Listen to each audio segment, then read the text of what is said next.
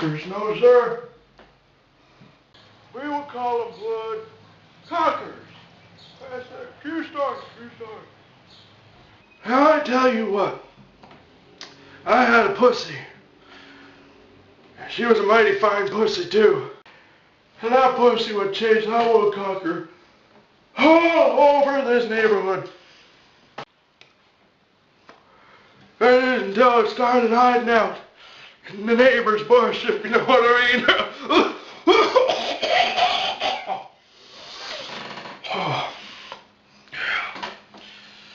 That was until that woodcock would come out of that bush, come on home.